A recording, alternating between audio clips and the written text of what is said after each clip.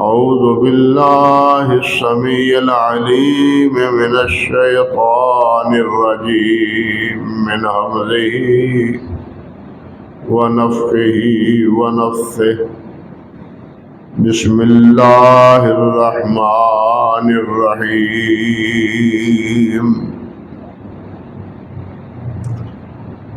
ألم تر كيف ضرب الله مثلا كلمة طيبة كشجرة طيبة أصلها ثابت وفرعها في السماء تؤتي أكلها كل حين بإذن ربها ويضرب الله الأمثال للناس لعلهم يتذكرون سبحان ربك رب العزة عما يصفون وسلام على المرسلين والحمد لله رب العالمين۔ محترم معزز سامعین کرام، عزت مآب میری بہنوں اور بیٹیوں، یہ سورۃ ابراہیم کی 2 آیات مبارکہ ہیں جو میں نے آپ کے سامنے تلاوت کی۔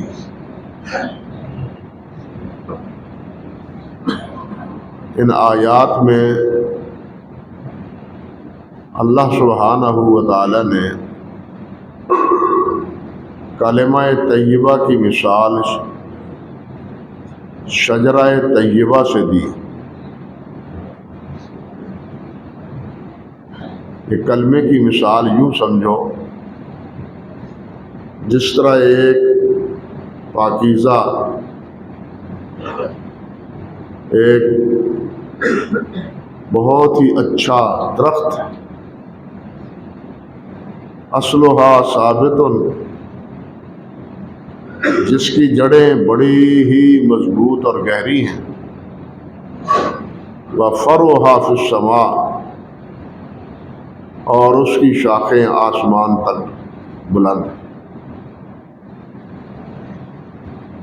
تؤتی اکلھا کل حین بإذن ربھا، اور یہ شجرہ طیبہ اللہ کے حکم سے ہر وقت پھل دیتا ہے، اور اس پھل کے سے لوگ مستفید ہوتے رہتے ہیں، اور اس کا ہمیشہ سایہ قائم رہتا ہے،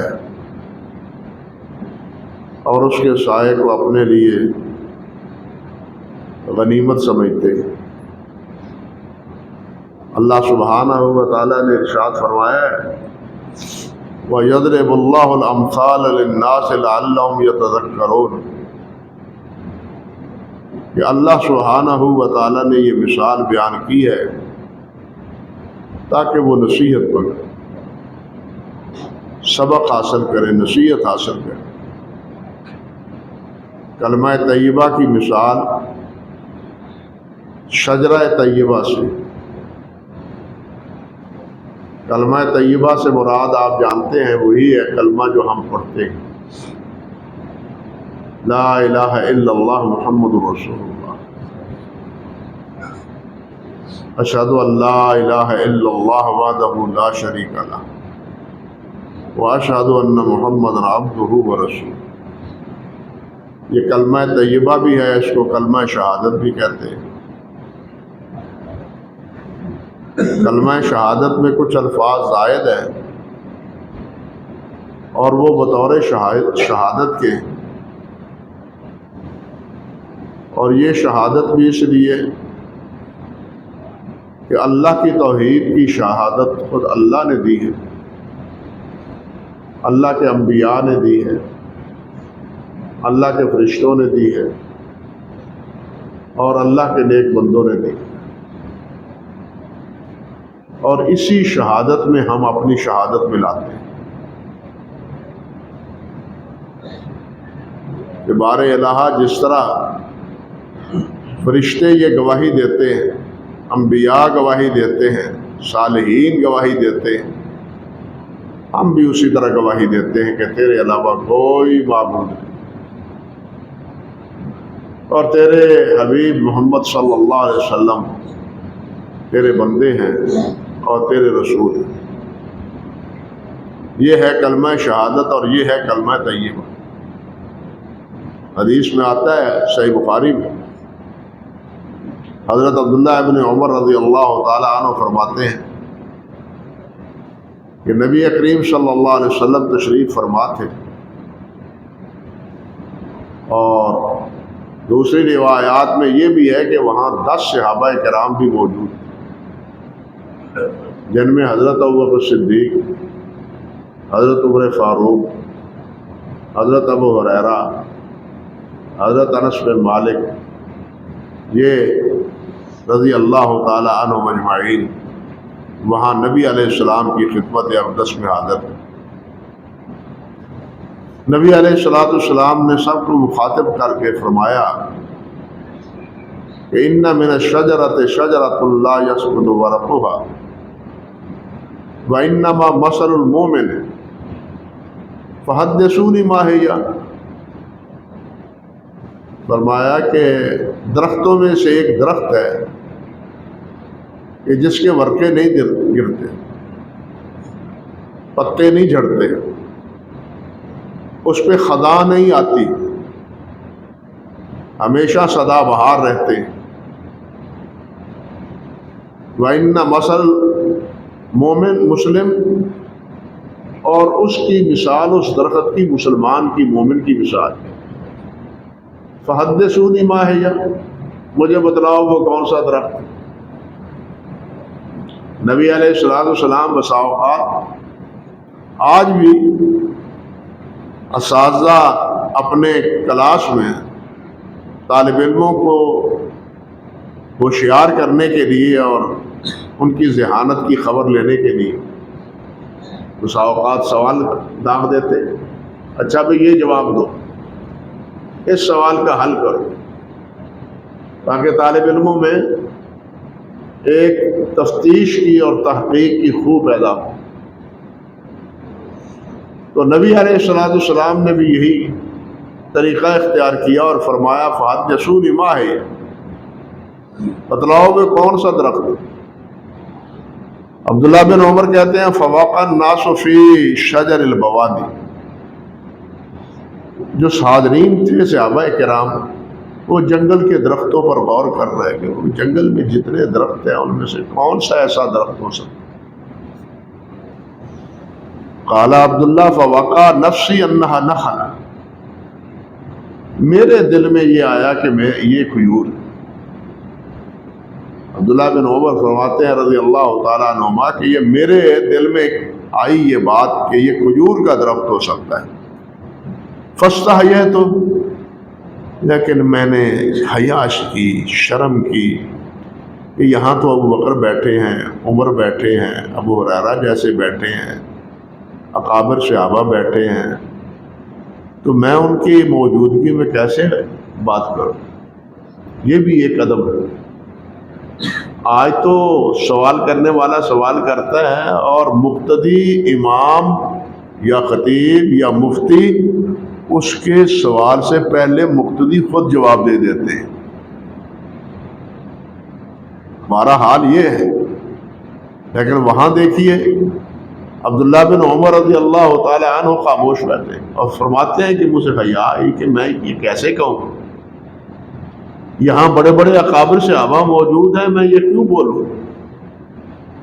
اور یہ حقیقت ہے، یہی سبق ہم حضرات صحابہ کرام سے اور حضرات محدثین رحمہم اللہ سے لیتے ہیں۔ حضرت امام سفیان ابن عیینہ رحمۃ اللہ علیہ مکہ مکرمہ کے امام تھے، بہت بڑے، حدیث کا درس دے رہے تھے، طالب علم پڑھ رہے تھے، وہ سنا رہے تھے احادیث مبارکہ۔ اتفاقاً امام عبداللہ ابن مبارک رحمۃ اللہ علیہ وہاں تشریف لے جائے،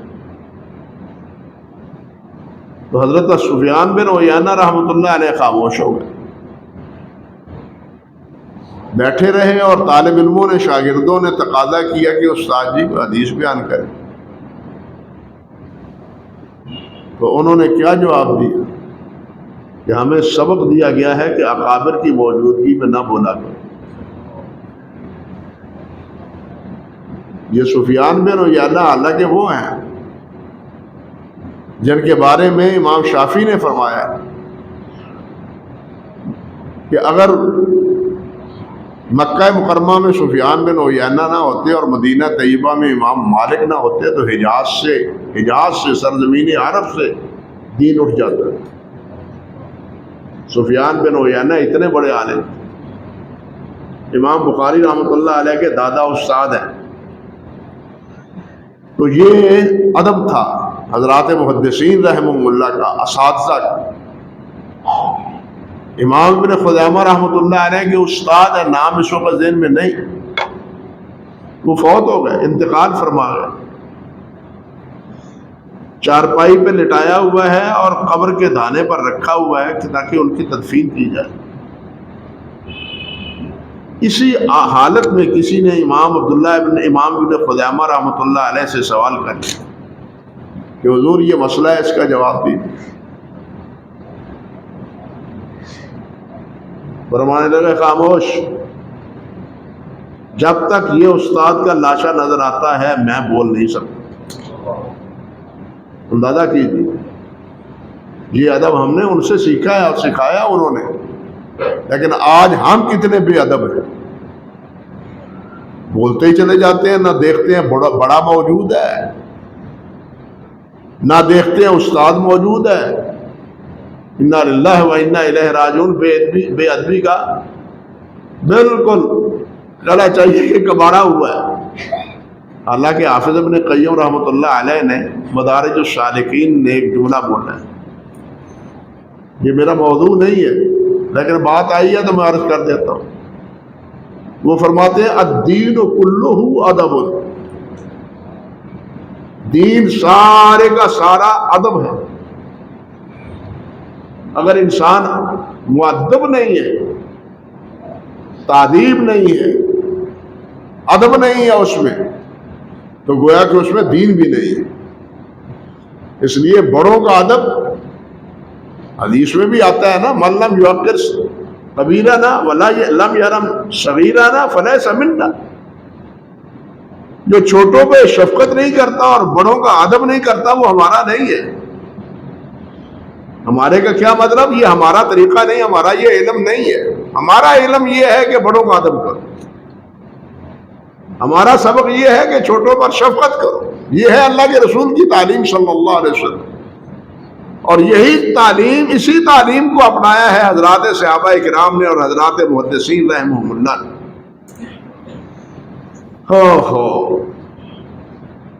تو عبداللہ ابن عمر رضی اللہ تعالی عنہ فرماتے ہیں فاستحییت، مجھے حیا آئی کہ میں کیسے بولوں ان اکابر صحابہ کی موجودگی میں۔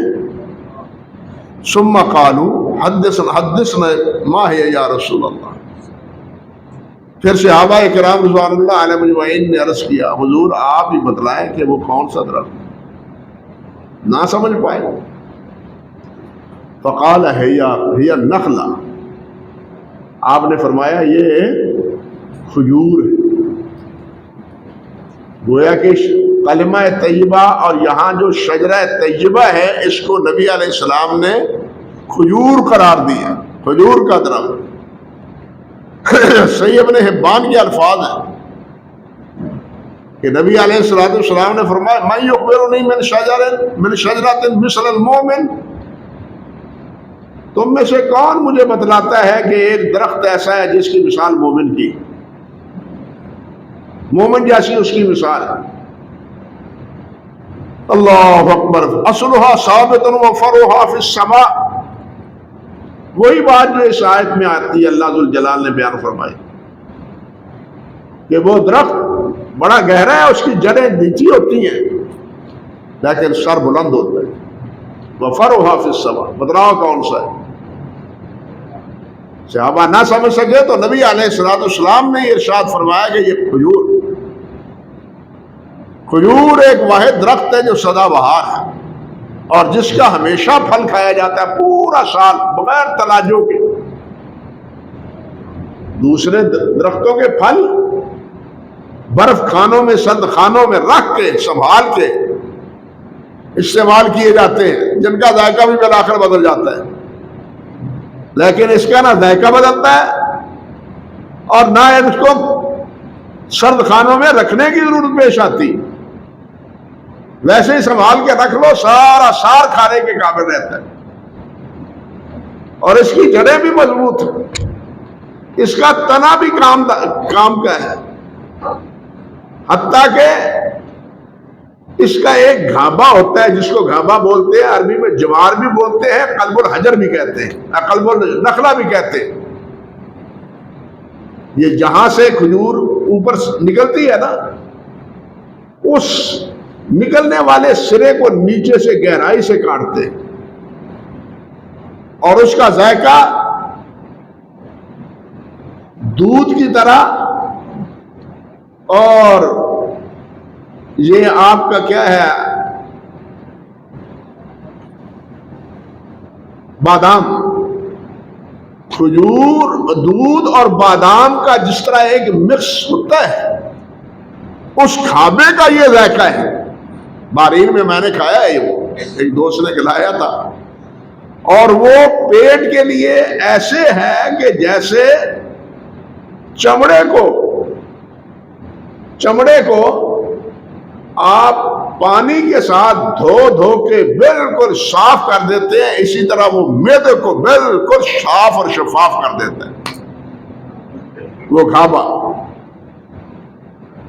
یعنی اس کی کوئی چیز ایسی نہیں ہے جو بیکار ہے. حتیٰ کہ یہ جو اس کی گٹھلی ہیں وہ جانور ہی نہیں کھاتے، انسان بھی کھاتے ہیں. اب تو سائنس نے تسلیم کر لیا ہے کہ گٹھلیوں کو پیس کے شہد میں ملا کے اگر استعمال کیا جائے تو دل کے بند بال وہ بھی کھل جاتے ہیں. دانتوں کے لیے منجن بنایا جائے تب بھی اس کے لیے انتہائی مفید. اور اسی گٹھلیوں کو باریک کر کے کھایا جائے تو کمر کی درد کے لیے بہت مفید.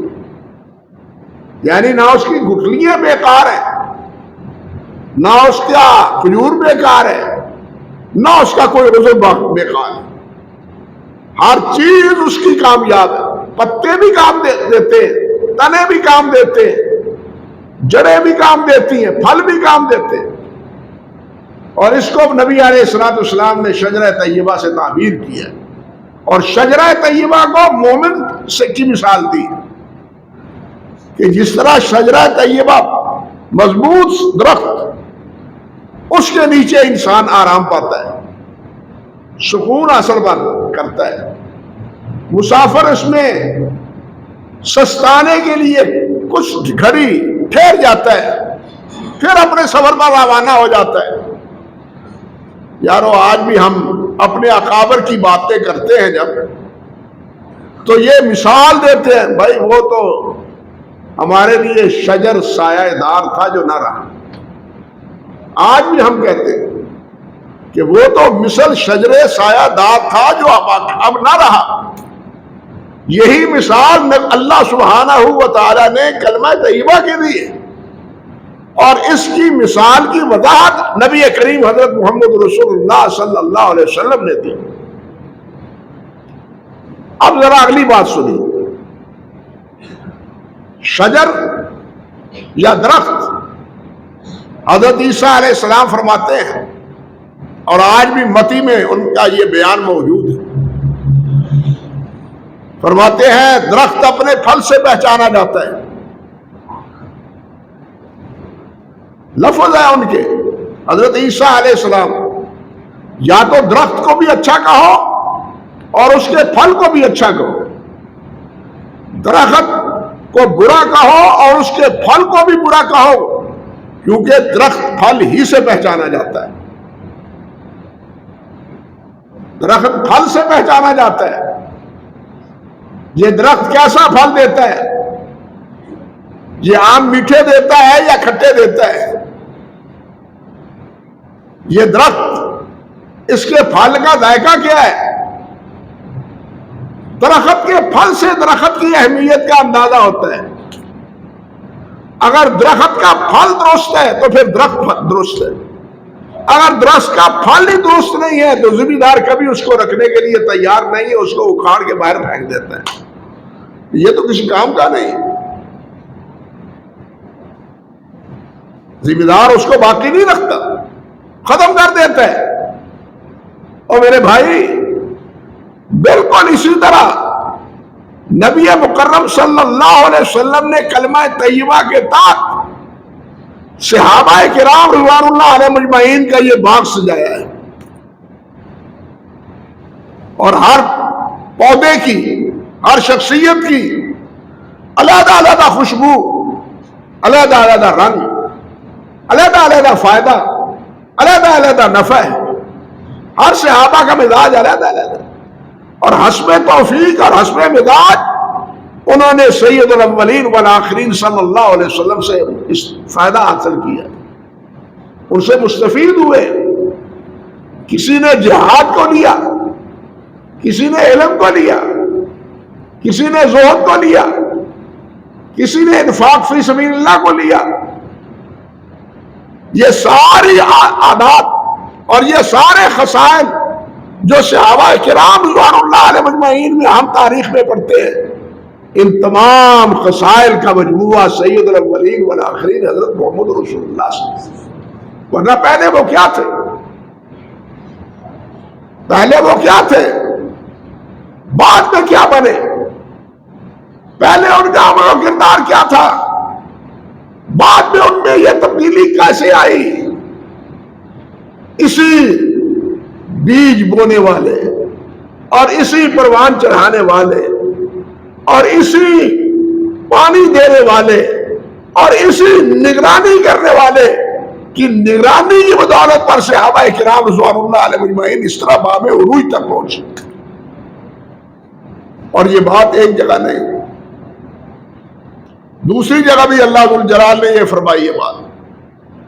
اللہ رب العزت نے سورۃ فتح میں فرمایا ہے کہ ان حضرات کی مثال وہ یوں سمجھیے، اللہ مثلہم فی الانجیل کزرع اخرج شطأہ فآزرہ فاستغلظ فاستوى علی سوقہ یعجب الزراع لیغیظ بہم الکفار۔ بات ابتدا سے ہے محمد رسول اللہ سے صلی اللہ علیہ وسلم، والذین معہ اشداء علی الکفار، یہ سارا چل رہا ہے۔ لیکن اس سے بھی پہلے دیکھیے، اس سے پہلے اللہ ذو الجلال نے کیا فرمایا؟ والذی ارسل رسولہ بالہدی ودین الحق لیظہرہ علی الدین کلہ وکفی باللہ شہیدا۔ خلاصہ کیا کہ یہ دین غالب آئے گا جو میں نے محمد رسول اللہ پہ نازل کیا ہے، یہ غالب آئے گا۔ لیظہرہ علی الدین کلہ، یہ اس لیے محمد پر نازل کیا ہے صلی اللہ علیہ وسلم تاکہ یہ تمام ادیان پر غالب آئے، اور تمام ادیان پر غالب آیا۔ اللہ اکبر کبیرہ وکفی باللہ شہیدا، اس کی گواہی اللہ تعالیٰ کی کافی ہے۔ علماء لکھتے ہیں کہ یہ دعویٰ ہے، اس دعوے کی دلیل کیا ہے؟ فرماتے ہیں اس دعوے کی دلیل اگلی آیت ہے کہ یہ محمد رسول اللہ کے رسول پیش کر رہے ہیں یہ دین، اور آپ کے ساتھی کیا ہیں؟ والذین معہ اشداء علی الکفار رحماء بینہم تراہم رکعا سجدا یبتغون فضلا من اللہ ورضوانا۔ ان کی عادات یہ ہے، ان کی خصائل یہ ہے، اور ان کا ذکر اللہ نے فرمایا تورات میں بھی ہے۔ تورات میں آج بھی ان کو قدوسیوں کے لفظ سے تعبیر کیا گیا ہے۔ اللہ اکبر کبیرہ۔ تورات کی کتاب استثناء میں آج بھی موجود ہے کہ میرا محبوب فارا فران کی چوٹیوں پر 10,000 قدسیوں کے جلوے آئے گا.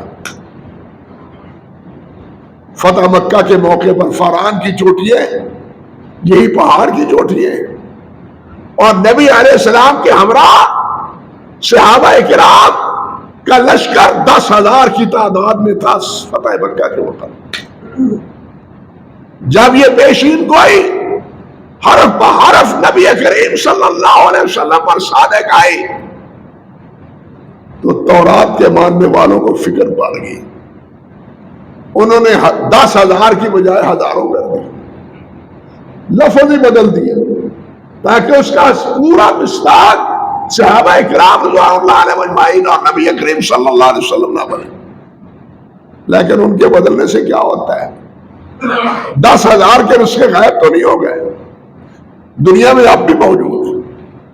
وَمَثَلُهُمْ فِي الْإِنْجِيلِ اور ان کی مثال انجیل میں کیسے ہے؟ كَزَرْعٍ أَخْرَجَ شَطْأَهُ, وہی درخت کی بات ہے. جیسے یہاں شجرہ طیبہ ہے وہاں کیا ہے؟ كَزَرْعٍ, کھیتی کی طرح.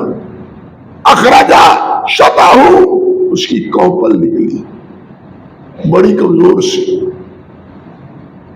زمین سے جب کوپل نکلتی ہے چھوٹے سے دانے سے تو نہایت نحیف اور نزار ہوتی ہے, کمزور ہوتی ہے. فَآدَرَهُ, اس کو تقویت دی, بڑی ہوئی. فَأَغْلَظَ, پھر وہ گدگدائی, رنگ بدلا اس نے. فَاسْتَوَىٰ عَلَىٰ سُوقِهِ, اپنی پنڈلیوں پر اپنی بالیوں پر وہ کھڑی ہو کے رہ گئی, سیدھی کھڑی ہو گئی. یوجب الزراع, کھیتی بونے والا وہ خوش ہے کہ میری بوئی ہوئی کھیتی نے پھل دے دیا, وہ کامیاب ہو گئی, وہ بڑی ہو گئی, لہلہا اٹھی. یوجب الزراع, کھیت بولنے بیجنے والا اس پر تعجب کرتا ہے, خوش ہوتا ہے. فرمایا لیغیظ بہم الکفار, لیکن جو کافر ہے وہ جل بھن کے جاتے ہیں, جل بھن جاتے ہیں, بالکل غیظ و غضب کا شکار ہو جائے. یہ کامیاب ہو گئے, یہ سرخرو ہو گئے, یہ سارے حجاز پر چھا گئے. حجاز پر کیا, ایران اور روم پر بھی چھا گئے. کفار ان پر غصے میں ہوتے ہیں لیکن کھیتی بونے والا اس پر خوش ہوتا ہے. یعنی اور اس مثال کی یہ جو اللہ نے فرمایا مثلہم فی الانجیل, مثلہم فی الانجیل, امام مروزی رحمۃ اللہ علیہ نے قیام اللیل میں فرمایا ہے ھذا نعت اصحاب محمد صلی اللہ علیہ وسلم فی الانجیل. امام قتادہ کا یہ قول ہے. امام زہری فرماتے ہیں, اب کیا بتلاؤں کہ قتادہ کون ہے اور زہری کون ہے. یہ کبار امام قتادہ کبار تابعین میں سعید بن مسیب کے شاگرد تھے اور نابینا تھے, یعنی نابینا تھے لیکن حافظ سے. سعید بن مسیب رحمۃ اللہ علیہ ایک دفعہ جنجلا کے فرمانے لگے, چل کسی اور استاد کو, مینوں تو نچوڑ کے ہی رکھ دیتا ہے. اللہ اکبر کبیرہ, جو میرے پاس علم تھا وہ تم نے سب حاصل کر لیا, کوئی اور استاد ڈھونڈ لو. اللہ اکبر کبیرہ. ایک دفعہ ایک ساتھی کو کہنے لگے قرآن مجید مٹوا لو, مجھ سے سنو سورۃ بقرہ, ساری سورۃ بقرہ سنائی اور ایک غلطی بھی نہ آئی. اگلی بات سنیے, فرمانے لگے جس طرح یہ سورۃ بقرہ یاد ہے نا, حضرت جابر بن عبداللہ رضی اللہ تعالی عنہ نے نبی علیہ السلام کی حدیث مبارکہ کا جو صحیفہ مرتب کیا تھا اس سے بھی زیادہ وہ مجھے یاد ہے. یعنی اتنے حافظ تھے نابینا ہونے کے باوجود. نبینا علماء کے مستقل قصے اور واقعات. اللہ سبحانہ و تعالیٰ جب ایک یہ بصارت کھو دیتا ہے تو یہ بصیرت اللہ سبحانہ و تعالیٰ انہیں نمایاں کر دیتا ہے، ان کے ہاتھوں کو، پوروں کو آنکھیں دے دیتا ہے، واقعات موجود ہیں۔ اللہ اکبر، وہ ہاتھوں سے ٹٹول کے بتلا دیتے ہیں یہ فلاں چیز، حتیٰ کہ رنگ تک بتلا دیتے ہیں۔ عجیب بات یہ۔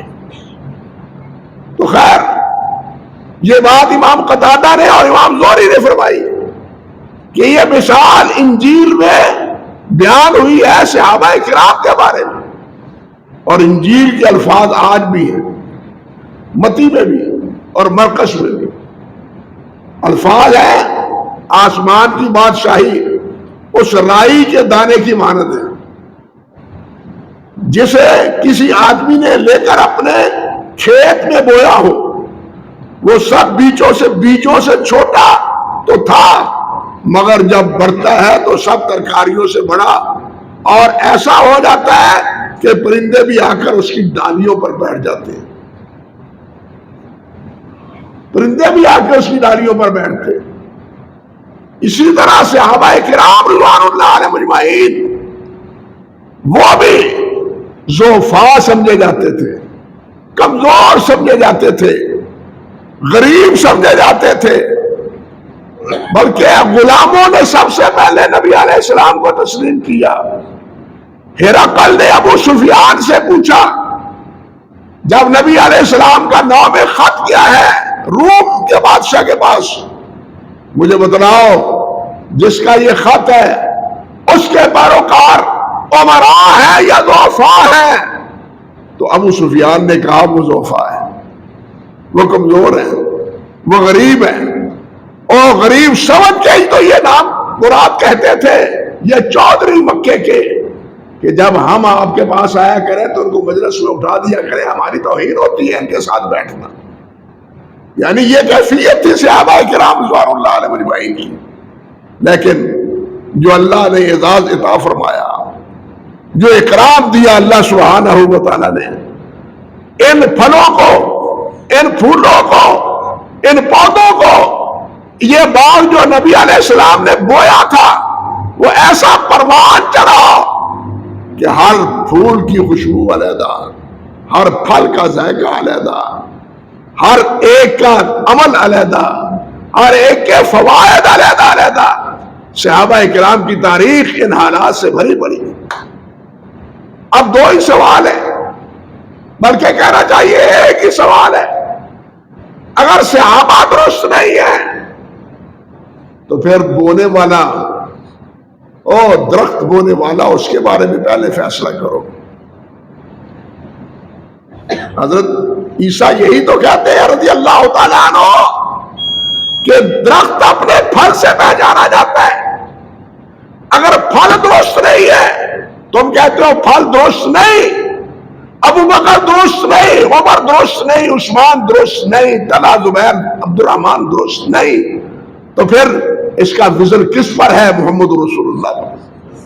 پھر آپ کا اعتراض صحابہ کرام پر نہیں، کس پر ہے؟ محمد رسول اللہ پر اعتراض۔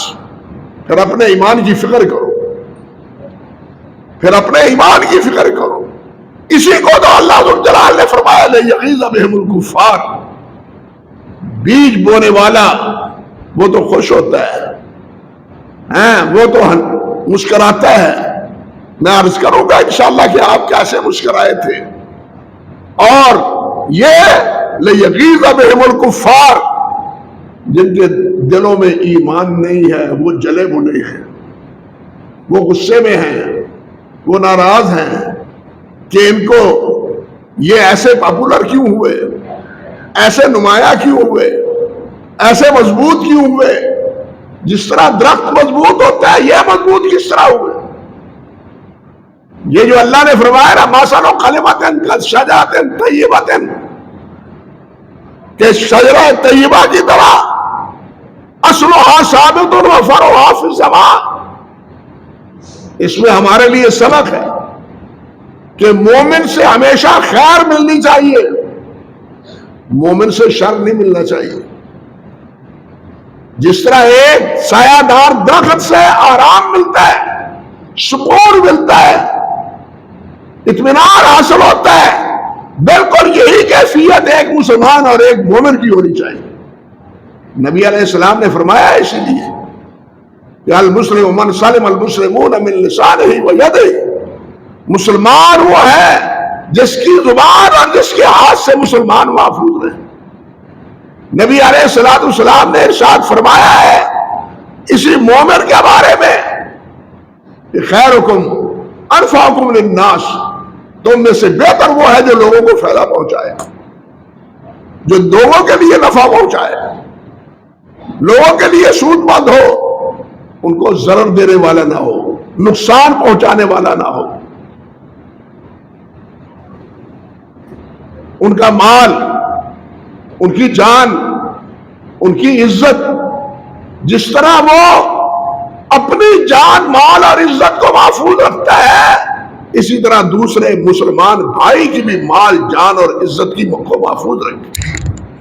یہ اسلام کا سبق ہے، یہ رنگ ہے اسلام کا، اور وہ رنگ ہے جو اللہ کے نبی محمد رسول اللہ صلی اللہ علیہ وسلم نے صحابہ کرام کو اس رنگ میں رکھا ہے. یہ ابتدائی بات ہے، آگے اللہ نے چاہا تو باتیں عرض کروں گا. اللہ نے اگر توفیق عطا فرمائی. اقول قولی ھذا استغفر اللہ لی ولکم ولسائر المسلمین.